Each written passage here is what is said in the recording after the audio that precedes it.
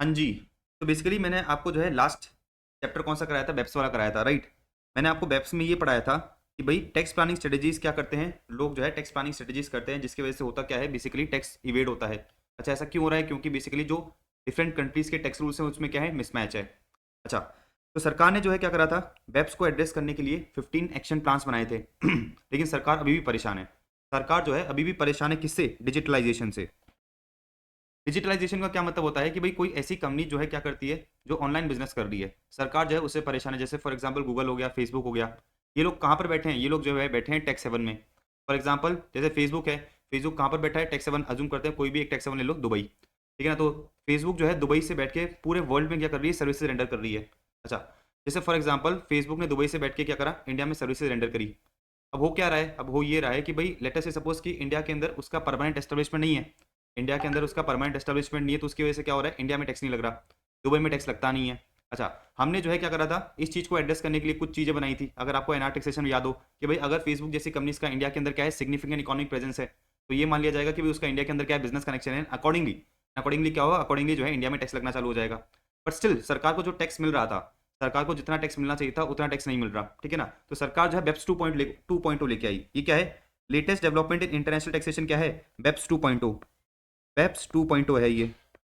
सरकार ने ये देखा कि भाई देखो, हमने जो है सारी कोशिशें कर ली, हमने जो है सारी कोशिशें कर ली, फिर भी जो है जो रिस्पेक्टिव कंट्रीज हैं, उन रिस्पेक्टिव कंट्रीज को कम टैक्स मिल रहा है, ठीक है ना? ये लोग जो है बहुत ज़्यादा इनकम कमा रहे हैं, ठीक है ना? फेसबुक जैसी कंपनी क्या कर रही है, दुबई में बैठ के, लेटेस्ट सपोज दुबई में उसका सर्वर है, दुबई में बैठ के वो क्या करती है, ऑल ओवर द वर्ल्ड सारी कंट्रीज को अच्छी खासी सर्विस देती है, अच्छी खासी सेल्स करती है, लेकिन बहुत कम टैक्स पे हो रहा है हर कंट्री में। तो इन लोगों ने क्या करा, on 8 October 2021, on 8 October 2021, 137 members, ठीक है ना? 137 मेंबर्स बोले तो 137 कंट्रीज, अच्छा, representing more than 90% of worldwide GDP, reach historic agreement, ठीक है ना, on two pillar solution to address the tax challenges of digitalisation. तो लोगों ने क्या करा, इन लोगों ने जो है डिजिटलाइजेशन के चैलेंजेस को एड्रेस करने के लिए जो है टू पिलर सॉल्यूशन निकाला। तो ये रहा पिलर नंबर वन, ये है पिलर नंबर वन और ये है पिलर नंबर टू। अच्छा, पिलर नंबर वन और पिलर नंबर टू क्या करेगा, ये जो है बेसिकली इंश्योर करेगा कि हर रिस्पेक्टिव कंट्री में जहाँ जहाँ एक कंपनी क्या करती है, ऑनलाइन बिजनेस कर रही है, ठीक है ना, उस कंट्री में जो है एक मिनिमम अमाउंट ऑफ टैक्स उस कंट्री को मिले ही। कैसे मिलेगा, आ जाओ समझते हैं, ठीक है ना? तो बेप्स 2.0 समझ में आया ना? भाई सीधी सी बात ये है कि भाई डिजिटलाइजेशन के चलते बहुत सी बड़ी बड़ी ऐसी कंपनीज है, फेसबुक हो गया, अमेजोन हो गया, गूगल हो गया, जो all over the world services दे रही है, लेकिन जिस जिस कंट्री में सर्विसेज दे रही है उस कंट्री में जो है सही तरह से टैक्स नहीं मिल रहा, ठीक है ना? टैक्स मिल भी रहा है तो बहुत कम टैक्स मिल रहा है। तो उसके लिए हमने क्या करा, उसके लिए जो है हम एक सोल्यूशन लेके आए, ठीक है ना, लेटेस्ट डेवलपमेंट इंटरनेशनल टैक्सेशन, जिसको हम कह रहे हैं बेप्स 2.0। इसको एड्रेस करने के लिए हमने दो पिलर बनाए, इसको एड्रेस करने के लिए हमने क्या करा, दो पिलर बनाए। आज ये दो पिलर को समझते हैं अपन। सबसे देखो पिलर नंबर वन क्या क्या रखा है। अच्छा, एक और चीज मैं बता दूं, ये वाला जो चैप्टर है, ये वाला जो चैप्टर है आपकी कंसेप्ट बुक में अगर आप देखोगे तो सबसे लास्ट में मिलेगा आपको, आपकी कंसेप्ट बुक में अगर आप देखोगे तो सबसे लास्ट में मिलेगा। इसका कोई ज़्यादा रेलेवेंस नहीं है, इसका कोई ज़्यादा रेलेवेंस नहीं है, लेकिन इसके अंदर जो है बहुत सारा डेटा दे रखा है। तो आपसे एमसीक्यूज में क्या कर सकता है, ये डेटा टेस्ट कर सकता है, इसलिए अपन क्या कर रहे हैं, इसको एमसीक्यू के लिए पढ़ रहे हैं। देखो पिलर नंबर वन क्या कहता है समझना। हाँ जी, तो देखो पिलर नंबर वन को जो है मैं आपको एक एग्जाम्पल से कराता हूँ। एक कंपनी है फेसबुक, ठीक है ना, इधर मैं लिख लेता हूँ, एक कंपनी है फेसबुक, जो कहाँ की कंपनी है, दुबई की कंपनी है। दुबई में टैक्स लगता नहीं है, दुबई में कोई टैक्स लगता नहीं है। फेसबुक कंपनी क्या करती है, सर्विसेज रेंडर करती है वेरियस कंट्रीज को।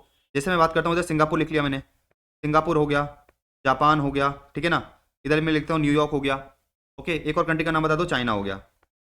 तो फेसबुक क्या कर रही है, सर्विसेज रेंडर कर रही है इन कंट्रीज में, फेसबुक को इनकम हो रही है, इस इनकम पे दुबई में टैक्स लग रहा नहीं है, ठीक है ना? अच्छा, ये जो दुबई है इनने क्या कर रखा है, सारी कंट्रीज के साथ डीटीडब्ल्यू कर रखा है। मैंने आपको ये पढ़ाया था कि भाई अगर किसी कंट्री ने क्या कर रखा है, दूसरी कंट्री के साथ डीटीडब्ल्यू कर रखा होता है, तो उसकी इनकम, एनआर की इनकम जो है सिंगापुर में टैक्सेबल कब होगी, जब बेसिकली इस फेसबुक का सिंगापुर के अंदर क्या है, फिजिकल प्रेजेंस है, ठीक है ना, मतलब परमानेंट एस्टेब्लिशमेंट है। ये मैंने आपको इंडिया और जो दूसरी कंट्री के डीटीडब्ल्यू होते हैं उसमें भी बताया था कि भाई अगर इंडिया ने किसी कंट्री के साथ डीटीडब्ल्यू कर रखा है तो एनआर की इनकम इंडिया में टैक्सेबल कब होगी, एज पर डीटीडब्ल्यू क्या कहता है कि भाई अगर इंडिया में परमानेंट एस्टेब्लिशमेंट है तो ही उसकी इनकम इंडिया में टैक्सेबल करी जाएगी।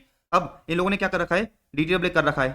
डीटीडब्ल्यू के अनुसार जब तक फेसबुक का सिंगापुर, जापान, न्यूयॉर्क और चाइना में क्या नहीं है, फिजिकल प्रेजेंस नहीं है, बोले तो परमानेंट एस्टेब्लिशमेंट नहीं है, तब तक जो फेसबुक की इनकम है वो सिंगापुर, जापान, न्यूयॉर्क और चाइना में टैक्सेबल होगी नहीं।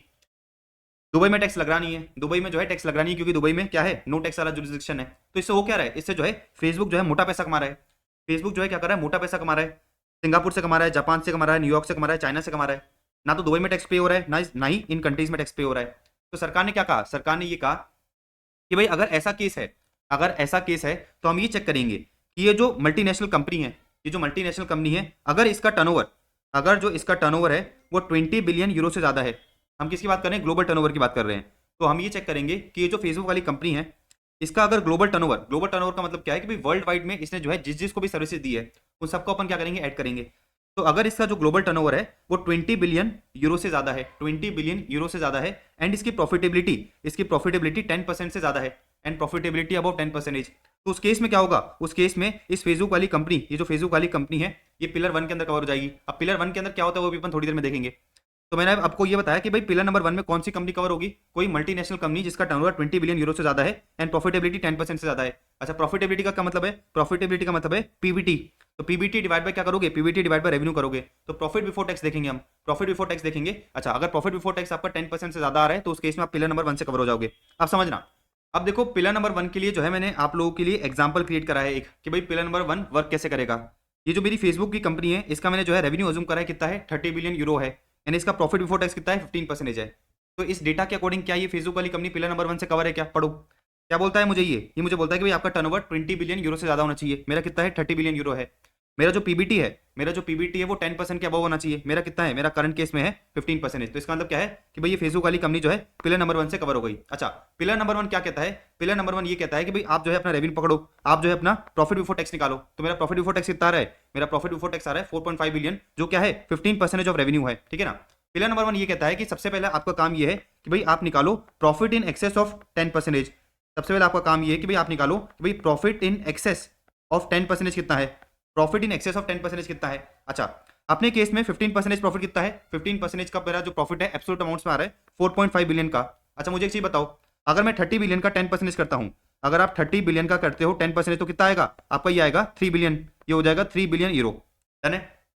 तो बेसिकली मुझे एक चीज पता चल गई कि भाई 15% प्रॉफिट मेरा है 4.5 बिलियन, 10% प्रॉफिट मेरा है 3 बिलियन, तो इन एक्सेस ऑफ 10% कितना हो गया भाई 4.5 माइनस 3, तो इधर मैं क्या करूंगा, इधर मैं करूंगा 4.5 माइनस 3 करूंगा, तो मुझे क्या मिल जाएगा, मुझे मिल जाएगा कि भाई आपका जो प्रॉफिट इन एक्सेस ऑफ 10% है वो कितना है।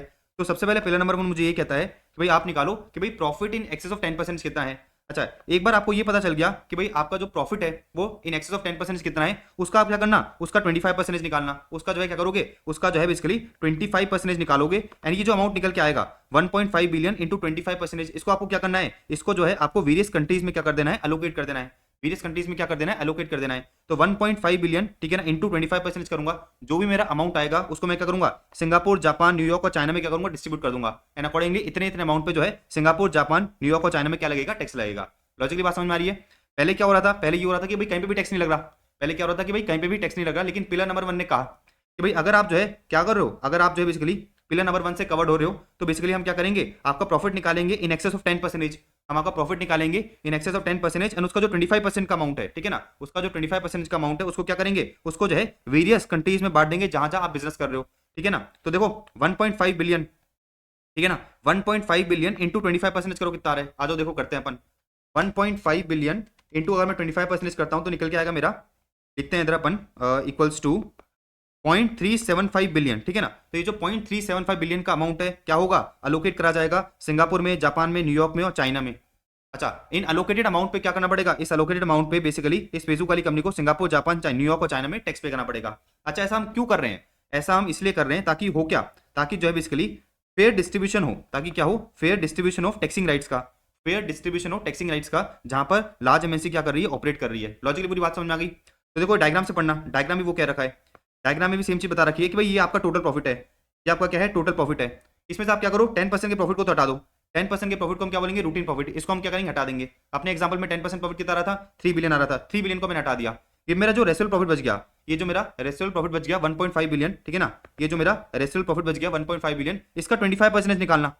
देखो ये मेरा रेसिडुअल प्रॉफिट है, ये मेरा रेसिडुअल प्रॉफिट है, इस रेसिडुअल प्रॉफिट का मैं 25% निकालूंगा, और 25% क्या करूंगा, 25% अलोकेट करूंगा डिफरेंट कंट्रीज में, 25% में क्या करूंगा, अलोकेट करूंगा डिफरेंट कंट्रीज में। अच्छा, कौन कौन सी कंट्री में अलोकेट करा जाएगा उसके लिए जो है इन लोगों ने अलग से डेटा दे रखा है। देखो क्या दे रखा है, अमाउंट ए, अमाउंट ए का क्या मतलब है, अमाउंट ए का मतलब है कि भाई प्रॉफिट इन एक्सेस ऑफ 10% का 25%, प्रॉफिट इन एक्सेस ऑफ 10% का 25% बोले तो ये वाला अमाउंट 0.375 बिलियन, 0.375 बिलियन को अपन क्या बोल रहे हैं, अमाउंट ए, तो अमाउंट ए को क्या करा जाएगा, अलोकेट करा जाएगा to the different countries on the basis of two factors, existence of nexus and revenue sourcing rules. क्या बोल रहा है ये, टू फैक्टर्स क्या है, existence of nexus and revenue sourcing rules. तो जिस कंट्री में आपको अमाउंट ए अलोकेट करना है उस कंट्री में आपको ये चेक करना पड़ेगा कि भाई फेसबुक का नेक्सस है कि नहीं है। अच्छा, नेक्सस कैसे एस्टैब्लिश करोगे, तो इन लोगों ने कहा कि जिस कंट्री में फेसबुक बिजनेस कर रही है सबसे पहले आप ये चेक करो कि भाई उसकी एनुअल जीडीपी कितनी है।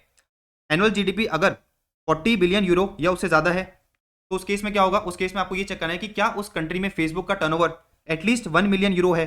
अगर ऐसा है तो उस केस में क्या होगा, उस केस में जो है उस कंट्री को अमाउंट अलोकेट करा जाएगा। अच्छा, लेट अस से सपोज जिस कंट्री में आप क्या कर रहे हो, जिस कंट्री में आप बिजनेस कर रहे हो उसकी एनुअल जीडीपी 40 बिलियन यूरो से कम है, 40 बिलियन यूरो से कम है, तो उस केस में हम ये देखेंगे कि भाई आपका जो टर्नओवर है उस कंट्री से अगर एटलीस्ट 2,50,000 यूरो है, ठीक है ना। तो जिस कंट्री में आप क्या कर रहे हो, बिजनेस कर रहे हो, उसकी अगर एनुअल जीडीपी 40 बिलियन यूरो से कम है तो हम ये चेक करेंगे कि भाई उसमें टर्नओवर, उस कंट्री में अगर आपका टर्नओवर एटलीस्ट 2,50,000 यूरो है तो उस कंट्री में क्या होगा, उस कंट्री में जो है आपको अमाउंट एलोकेट करना है। तो टू एस्टैब्लिश नेक्सस आपको समझ में आ गया भाई, टू एस्टैब्लिश नेक्सस आपको ये चेक करना है कि भाई आपका जो रेवेन्यू है, आपका जो रेवेन्यू है वो कितना है। तो आपको सबसे पहले ये चेक करना पड़ेगा कि जिस कंट्री में आप बिजनेस कर रहे हो उसकी एनुअल जीडीपी कितनी है। एनुअल जीडीपी 40 बिलियन यूरो से कम है तो उस केस में आपको जो है टर्नओवर ये वाला चेक करना है।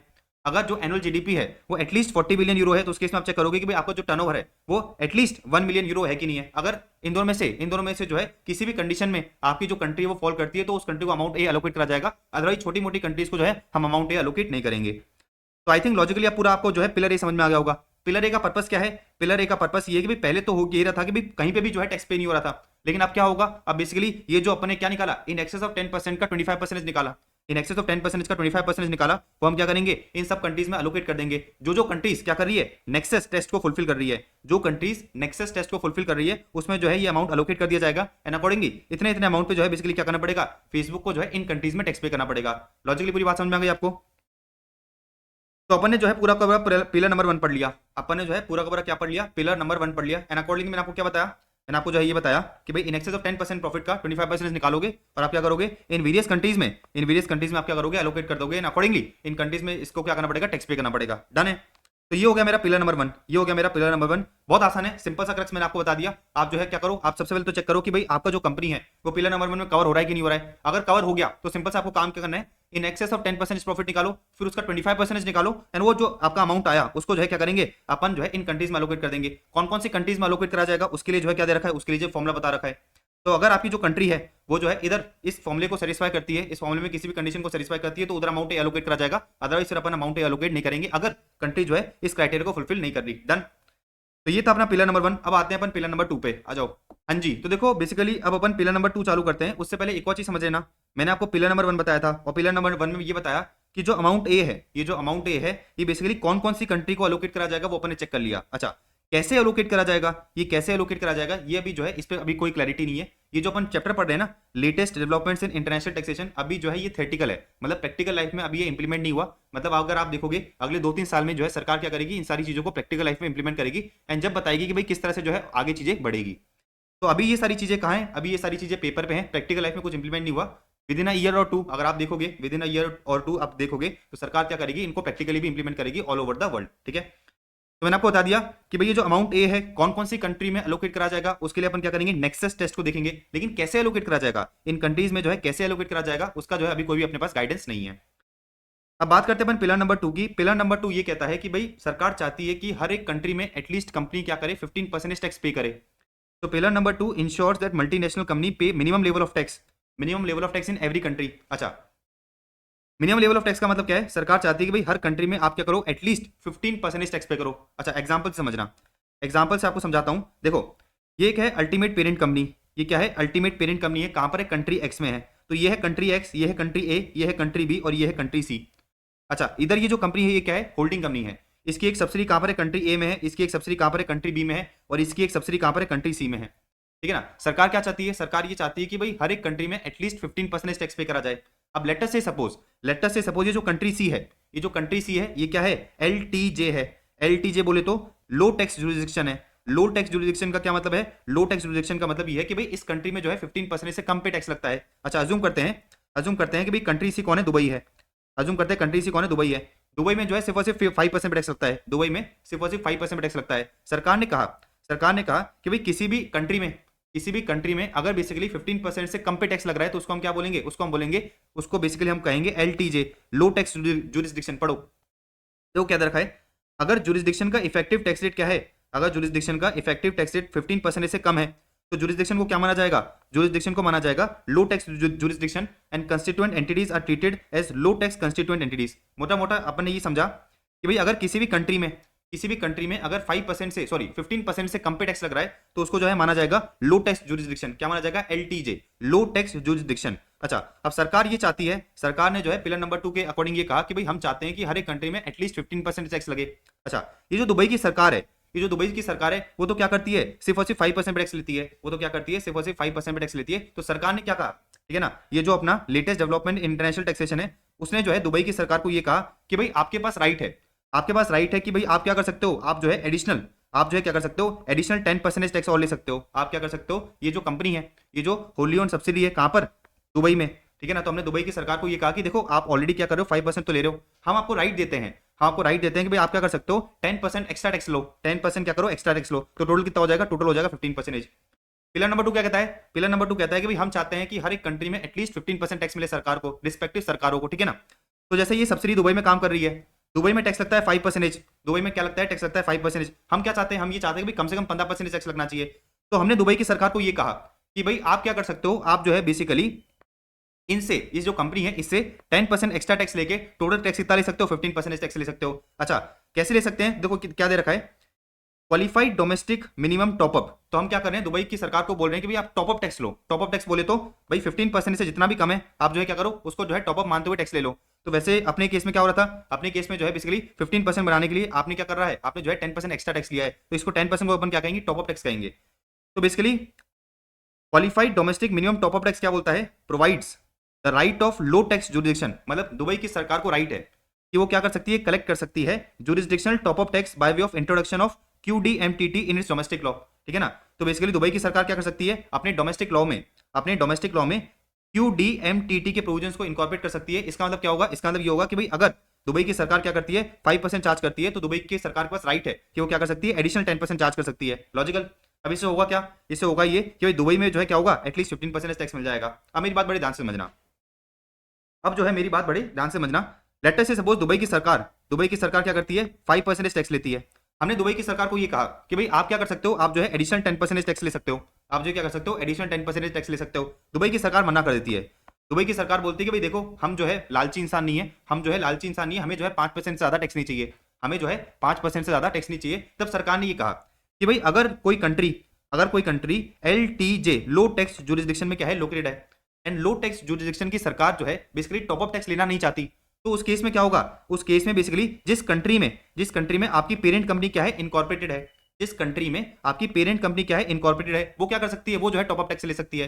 तो हमने क्या कहा, हमने जो है दुबई की सरकार को ये कहा कि भाई देखो या तो आप 10% टैक्स ले लो, या तो क्या करो आप एडिशनल 10% टैक्स ले लो। अगर आप जो है एडिशनल 10% टैक्स नहीं लोगे तो कंट्री एक्स क्या करेगी, कंट्री एक्स जो है एडिशनल टैक्स ले लेगी। अच्छा, कंट्री एक्स का मतलब क्या है कि जिस कंट्री में आपका पेरेंट कंपनी इनकॉर्पोरेटेड है, जिस कंट्री में आपका पेरेंट कंपनी इनकॉर्पोरेटेड है, उसको हमने राइट दिया कि भाई अगर लो टैक्स जुरिस्डिक्शन वाली सरकार टॉप अप टैक्स नहीं लेती है तो आप क्या कर सकते हो, आप जो है टॉप अप टैक्स ले सकते हो।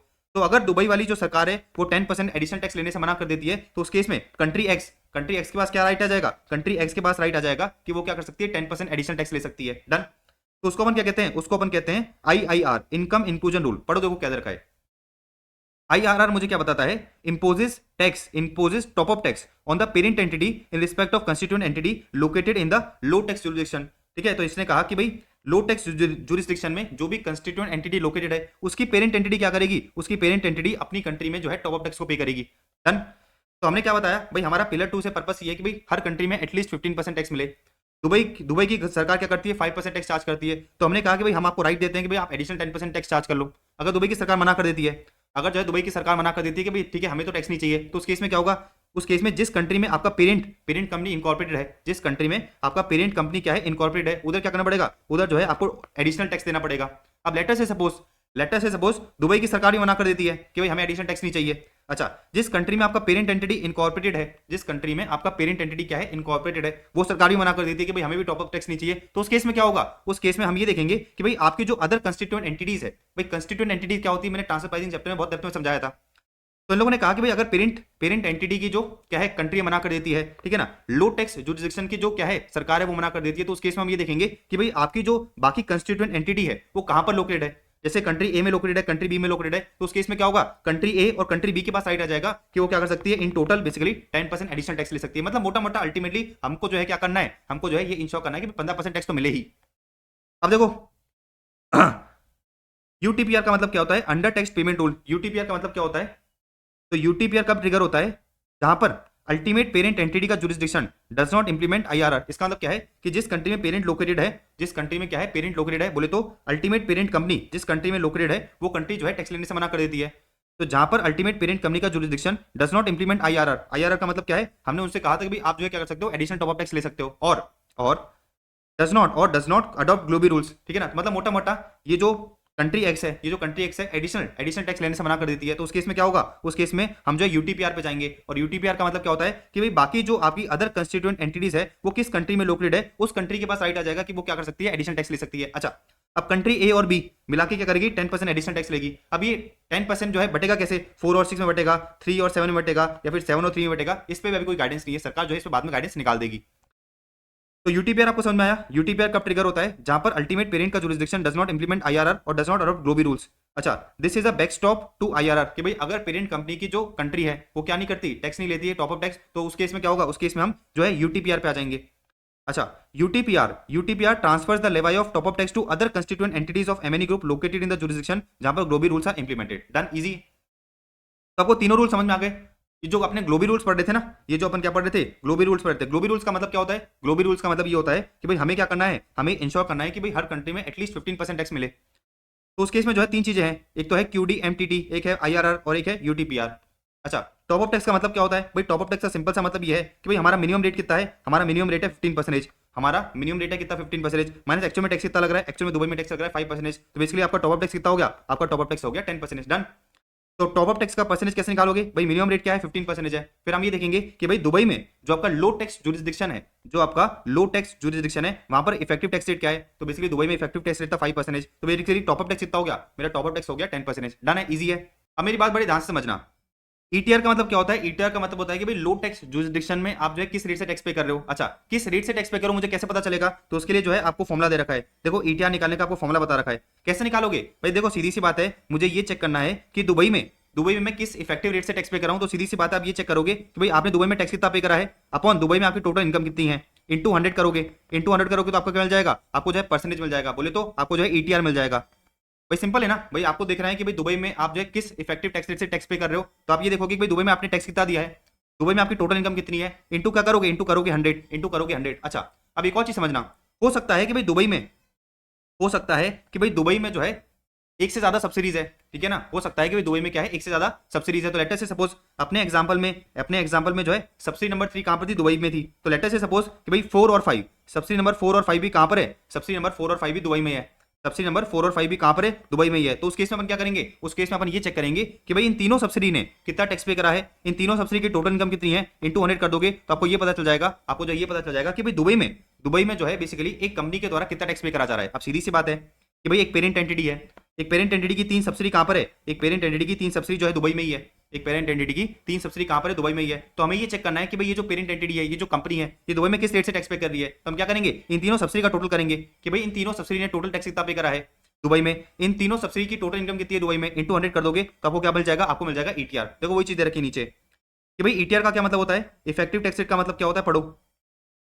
भाई total taxes of each constituent entity located in Dubai. तो बेसिकली आपने जो है दुबई में आपने टोटल टैक्स कितना पे करा है, divide by net income of jurisdiction, net global income of Dubai, ठीक है ना। तो हम ये देखेंगे कि भाई दुबई में जितनी भी सब्सिडीज है उनकी जो है टोटल इनकम कितनी है, उसकी जो है टोटल इनकम कितनी है। नेट ग्लोबल इनकम कैसे निकालोगे, नेट ग्लोबल इनकम निकालोगे global income of all the constituent entities minus global losses of all the constituent entities. क्या मतलब है समझना, भाई हो सकता है कि भाई ये जो सब्सिडी नंबर 3 है, ये जो सब्सिडी नंबर 3 है ये प्रॉफिट में हो, ये सब्सिडी नंबर 4 है ये प्रॉफिट में हो, ये सब्सिडी नंबर 5 है ये लॉस में हो। तो बेसिकली ग्लोबल इनकम कैसे निकलेगी, profit plus profit minus loss. तो वही लोगों ने बता रखा है, वही लोगों ने बता रखा है कि भाई टोटल इनकम कैसे निकालोगे, टोटल इनकम निकालोगे इनकम माइनस लॉसेस। तो मतलब आपको नेट ग्लोबल इनकम पकड़नी है, आपको क्या करना है, नेट ग्लोबल इनकम पकड़नी है। अच्छा, एक और चीज समझो, भाई दुबई में कितना टैक्स पे करा जा रहा है, दुबई में जो है इफेक्टिव कितना टैक्स पे करा जा रहा है, ये आपको जो है हर साल कैलकुलेट करना है। क्योंकि मैंने आपको बताया ना, पिलर नंबर 2 क्या बोलता है, हर साल जो है कंपनी को क्या करना है, एटलीस्ट 15% टैक्स पे करना है हर जुरिसडिक्शन में। देखो क्या दे रखा है, ETR of the MNE group for the jurisdiction shall be calculated for each fiscal year. Done है। अच्छा मेरी बात बड़े ध्यान से समझना, मेरी जो है बात बड़े ध्यान से समझना। मैंने अभी आपको क्या पढ़ाया, मैंने अभी आपको पढ़ाया पिलर नंबर 2। पिलर नंबर 2 में मैंने आपको पढ़ाया global rules.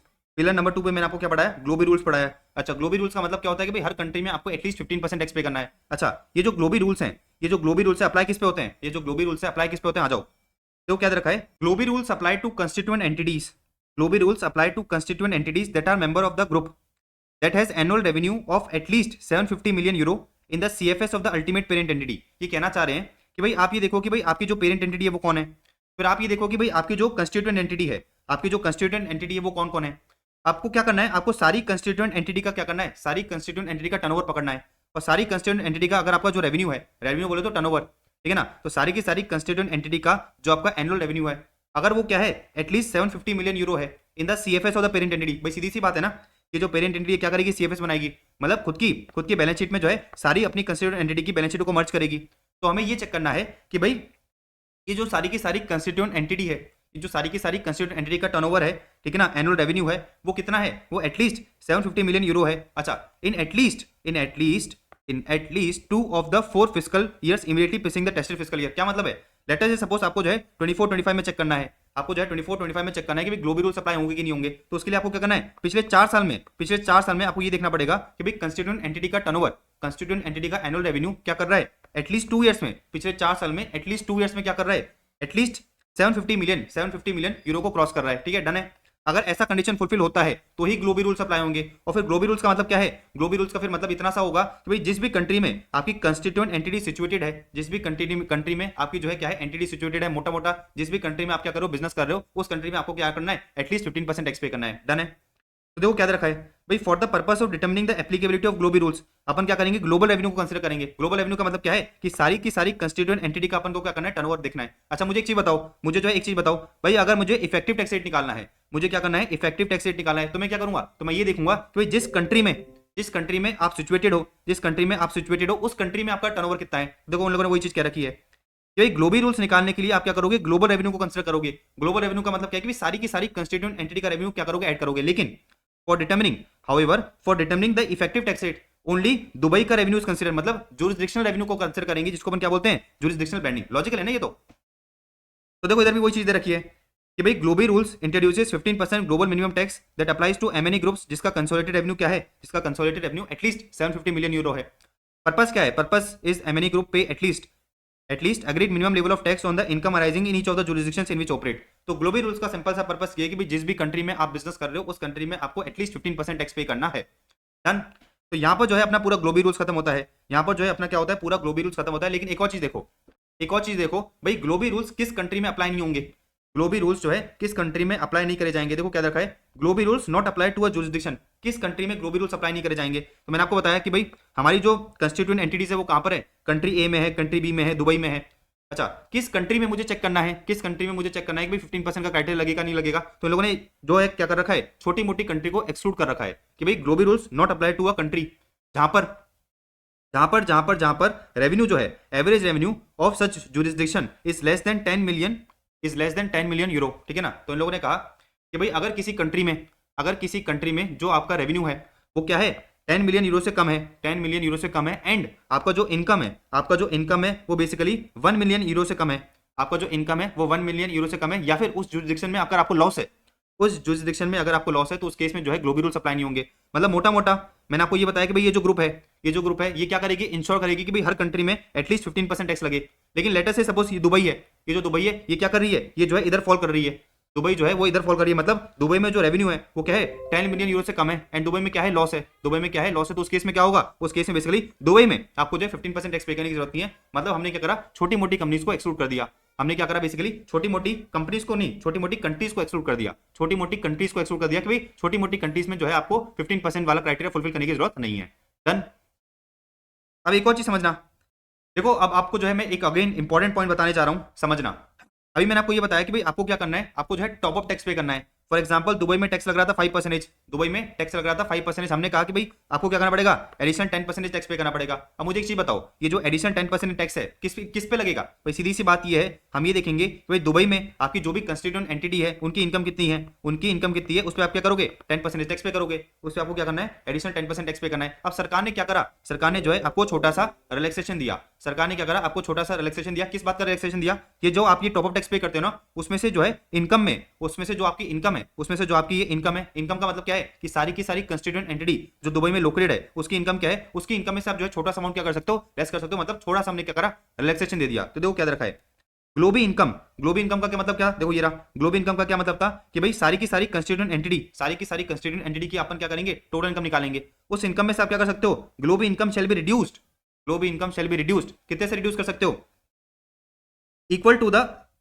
Some of 8% of the carrying value of tangible asset located in the jurisdiction. तो जुरिसडिक्शन में जो भी आपके टेंजिबल एसेट्स लोकेटेड है उसका आप 8% निकालना, plus plus 10% of the payroll cost for employees who performed activities in the jurisdiction. तो जो भी दुबई में आपके एम्प्लॉइज काम कर रहे हैं उनका पेरोल कॉस्ट कितना है, उसका 10%। इन दोनों सम को आप ऐड करके क्या कर सकते हो, अपनी ग्लोबल इनकम में से रिड्यूस कर सकते हो। मतलब टैक्स पेमेंट करने के लिए आप क्या करोगे, इनकम में से ये जो स्पेसिफाइड अमाउंट है इसको लेस करोगे और फिर उसका क्या करोगे, 10% टैक्स पे कर दोगे, ठीक है ना। तो सरकार ने कहा टॉप अप टैक्स लेते समय हम क्या करेंगे, छोटा सा आपको रिलैक्सेशन दे देते हैं।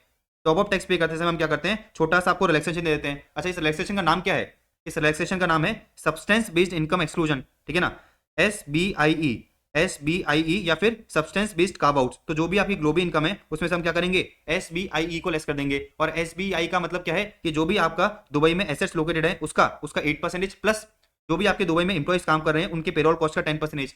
अच्छा, इधर देखो क्या दे रखा है, मुझे एक क्लैरिफिकेशन दे रखा है कि ये जो दोनों परसेंटेज है ना, फ्यूचर में क्या होगा, फ्यूचर में ये दोनों परसेंटेज जो है 5% पे आ जाएंगे। तो अभी कितना है, अभी 8% है एंड 10% है। इन लोगों ने क्लैरिफिकेशन दे दिया कि भाई अगले 10 साल में क्या होगा, ये दोनों जो है 5% पे आ जाएंगे। डन है।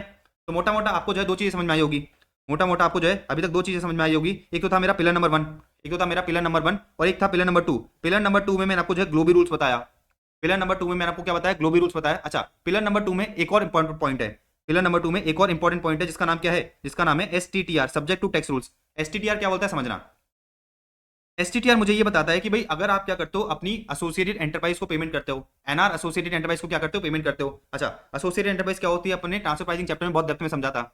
तो STTR रूल्स मुझे ये बताता है कि भाई अगर आप क्या कर रहे हो, अपनी एनआर एसोसिएट एंटरप्राइज को पेमेंट कर रहे हो, तो उस केस में जो आपकी एसोसिएट एंटरप्राइज को इनकम हो रही है उस पर कम से कम 9% टैक्स लगना चाहिए, उस पर जो है कम से कम 9% टैक्स लगना चाहिए। समझो, देखो क्या दे रखा है, ये कंट्री ए है, ठीक है ना, मैं देख लेता हूं कि भाई ये है मेरी कंट्री ए, ये क्या है, डेवलपिंग कंट्री है। अच्छा, ये मेरी एक कंट्री बी, ये मेरी एक कंट्री बी। अच्छा, कंट्री ए में एक कंपनी है जिसका नाम क्या है, कंपनी ए। कंट्री बी में एक कंपनी है जिसका नाम क्या है, कंपनी बी। अच्छा, ये दोनों क्या है, एसोसिएटेड एंटरप्राइज है। अब मेरी बात बड़ी ध्यान से समझना, कंपनी बी ने जो है कंपनी ए को क्या कर रखा है, कोई लाइसेंस दे रखा है। कंपनी ए क्या करती है, कंपनी ए जो है बेसिकली रॉयल्टी का पेमेंट करती है। तो इनकम किसकी हुई, इनकम हुई कंपनी बी की, इनकम किसकी हुई, कंपनी बी की इनकम हुई। अच्छा, कंपनी बी जो है, कंपनी बी की जो इनकम हुई है उस पे कंट्री बी में कितना टैक्स लगता है, उस पे कंट्री बी में 1% टैक्स लगता है। तो जो कंपनी बी को इनकम हो रही है उस पे कंट्री बी में 1% टैक्स लग रहा है। अच्छा, एक और चीज समझना, कंट्री ए और कंट्री बी का जो DTAA एंटर हो रखा है वो ये कहता है कि भाई कंपनी ए जो क्या करेगी, कंपनी बी को पेमेंट करेगी। मतलब पेयर क्या करेगा, पेयर जो है इनकम को पे करते समय क्या करेगा, 5% TDS काटेगा, 5% क्या करेगा, TDS काट के जो है जमा कराएगा। मतलब मोटा मोटा कंपनी ए क्या करेगी, जब रॉयल्टी का पेमेंट करेगी किसको, कंपनी बी को, तो उस केस में क्या होगा, कंपनी ए जो है क्या करेगी, 5% का TDS काट के किसको जमा करा देगी, कंट्री ए को जमा करा देगी। तो मुझे एक चीज बताओ, ये जो कंपनी बी है इसने कितना टैक्स पे करा है टोटल, भाई देखो 5% तो टैक्स पे करा है कंट्री ए की गवर्नमेंट को, 1% टैक्स पे करा है किसको, कंट्री बी की गवर्नमेंट को। तो बैलेंस कितना बच गया, बैलेंस बच गया मेरा 5 प्लस 1 कितना हो गया, 6 हो गया। तो बैलेंस कितना बच गया, 3 बच गया। मैंने आपको क्या बताया था, मैंने अभी आपको ये बताया था कि जो STTR रूल है वो ये कहता है कि भाई अगर आपने क्या करा है, अपनी एसोसिएट एंटरप्राइज को पेमेंट करा है तो उस एसोसिएट एंटरप्राइज की इनकम पे जो है इफेक्टिव 9% टैक्स लगना चाहिए टोटल। अच्छा, कंट्री ए में 5% लगा, कंट्री बी में कितना पर लगा, 1% लगा, तो टोटल कितना हो गया, 6% हो गया। तो हम क्या करेंगे, हम जो है एडिशनल 3% टैक्स लगाएंगे। अच्छा, एडिशनल 3% टैक्स किसको लगाने का राइट मिलेगा, तो देखो वही पढ़ने जा रहे हैं अपन।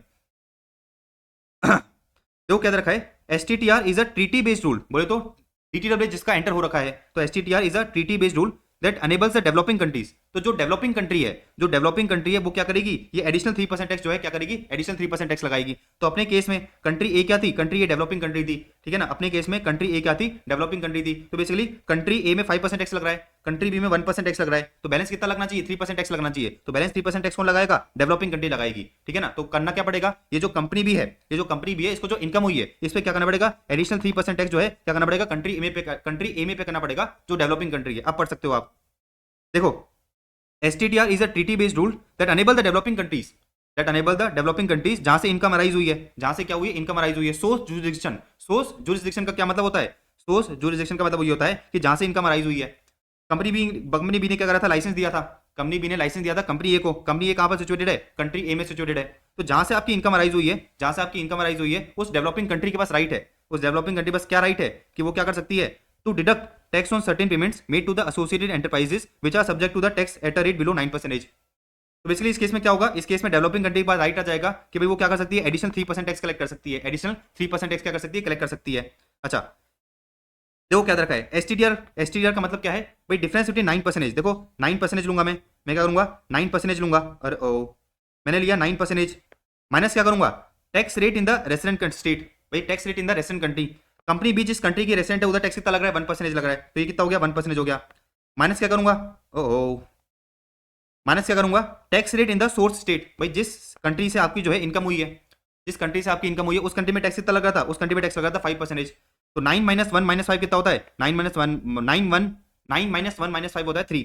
तो बेसिकली जो डेवलपिंग कंट्री है, वो क्या कर सकती है, वो 3% जो है एडिशनल टैक्स ले सकती है, किससे, 3% जो है एडिशनल टैक्स ले सकती है, किससे, कंपनी बी से, ठीक है ना। लॉजिकली पूरी बात समझ आ गई आपको। पढ़ो देखो क्या रखा है, अप्लाइज, ये जो एसटीटीआर रूल है कब अप्लाई होता है, applies only if the sum total of income arising in the source country is greater than 2,50,000 euro और 1 million euro per year, ठीक है ना, 1 million euro per year depending on the GDP of the source country, ठीक है, is above और below 40 billion. मतलब देखो ये वाली जो चीज है ना, ये वाली चीज है एग्जैक्टली सेम है इधर। तो इधर मैंने आपको चीज पढ़ाई थी ना, इधर मैंने जो आपको चीज पढ़ाई थी वो एक्जैक्टली द सेम है। तो मतलब मोटा मोटा ये लोग कह रहे हैं कि भाई एसटीटीआर रूल्स कब अप्लाई होंगे, जब बेसिकली जो एसोसिएट एंटरप्राइज को पेमेंट करा जा रहा है, वो जो है क्या कर रहा है, इस क्राइटेरिया को फुलफिल कर रहा है। डन। तो यहां पर जो है अपना पूरा क्या खत्म होता है, लेटेस्ट डेवलपमेंट वाला चैप्टर खत्म होता है। ये देखो डायग्राम पढ़ लो, वही डायग्राम है कि भाई एसटीटीआर की रेट क्या है, 9% है। 1% टैक्स कहां लग रहा है, कंट्री बी में लग रहा है। 5% टैक्स कहां लग रहा है, कंट्री ए में लग रहा है। तो बेसिकली एसटीटीआर क्या हो जाएगा, एसटीटीआर हो जाएगा मेरा 3%। एसटीटीआर क्या हो जाएगा, 3% हो जाएगा। इसका मतलब क्या है कि जो कंपनी ए है जब क्या करेगी, कंपनी बी को पेमेंट करेगी तो 5% के साथ साथ क्या करेगी, प्लस एडिशनल 3% टीडीएस और काट लेगी। तो बेसिकली टोटल 8% टीडीएस काट के कंट्री ए को जमा कराएगी। तो कंट्री ए में टैक्स हो जाएगा 8%, कंट्री बी में टैक्स कितना हो जाएगा 1%। तो टोटल कितना हो जाएगा, टोटल हो जाएगा 9%।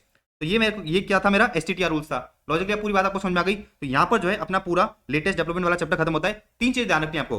पिलर नंबर 1 ध्यान रखोगे, पिलर नंबर 1 के साथ आप क्या ध्यान रखोगे, एक तो ये था ग्लोबल रूल्स, जो कहता है कि भाई हमें क्या करना है, मिनिमम 15% टैक्स पे करना है हर कंट्री में। और एक है एसटीटीआर रूल्स, वो ये कहता है कि भाई अगर एसोसिएटेड एंटरप्राइज को आपने पेमेंट करा है तो एसोसिएटेड एंटरप्राइज को अपनी इनकम पे क्या करना पड़ेगा, इफेक्टिवली 9% टैक्स पे करना पड़ेगा। लॉजिकली पूरी बात समझ आ गई। अच्छा मैं समझ सकता हूं कि भाई ये सारे फिगर जो है आपको याद करने में थोड़ी सी मुश्किल आ सकती है, ठीक है ना। बट देखो आईसीआई को भी पता है कि जो एक बच्चा होता है वो जो है सारी की सारी चीजें याद नहीं रख सकता। इसलिए मैं बोल रहा हूं कि भाई बहुत ज्यादा क्वेश्चन आएंगे तो अगर एमसीक्यू में ही आएंगे तो मोटा मोटा आप ये फिगर्स तो ध्यान रखना, ये परसेंटेज तो ध्यान रखना कि भाई 15% है, 9% है, इन एक्सेस ऑफ 10% का 25% है। इन फिगर्स को तो आप ध्यान रख लेना। ये वाला जो क्राइटेरिया है अगर याद हो जाता है तो अच्छी बात है, और याद नहीं भी होता है तो ज्यादा टेंशन लेना मत। यहाँ पर अपना जो है लेटेस्ट डेवलपमेंट इंटरनेशनल टैक्सेशन वाला पूरा चैप्टर खत्म होता है। डन।